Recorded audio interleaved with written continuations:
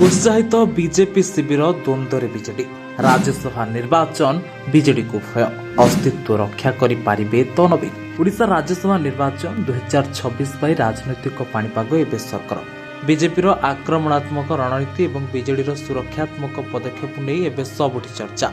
ओडिशा राजनीति में दिल्ली चलर नाद 4टी राज्यसभा आसन पर पड़ी शकुनीर पाशा संख्या गणित में बीजेपी पाखरे 2टी आसन सुनिश्चित थिबा बेले तृतीय आसन पर जो दल चाल खेली से शंख भवन में कंपन सृष्टि होइछि। कांग्रेस सह हाथ मिलाए बीजेडी निजर गड़ रक्षा करने को चेष्टा करुवा बेले बीजेपी समर्थित स्वाधीन प्रार्थी दिलीप राय को एंट्री पूरा गेम को बदलाई देछि। राज्यसभा 4टी आसन पर मैदान में 5 प्रार्थी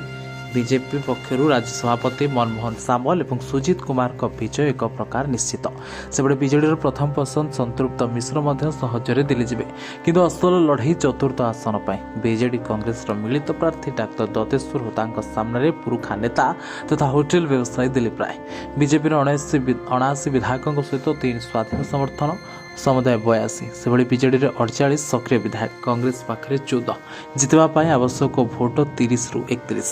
बीजेडी मन में एवं बड़ भय हो क्रॉस फुटिंग दिलीप राय होती बीजेडी जड़े प्रतिष्ठाता सदस्य और संपर्क सबु दलर विधायकों रही 2002 मसीह सेहीपरि एक चमत्कार कर स्वाधीन भाव राज्यसभा को निर्वाचित होते बीजेपी आक्रमणात्मक रणनीति और दिलीप का व्यक्तिगत प्रभाव बीजेडी कैंप्रे घोड़ा बेपार आशंका बढ़ाई दी निज विधायकों को एकजुट रखापी नवीन निवास में चली घन घन बैठक स्थिति एमती होती जो कांग्रेस को बीजेडी सब विरोध कर आसूला आज बीजेपी भय से कांग्रेस हाथ मिलाइबा पछाऊना किंतु बीजेपी चाणक्य नीति आगे ही मेट तिष्ट नहीं चर्चा जोर धरी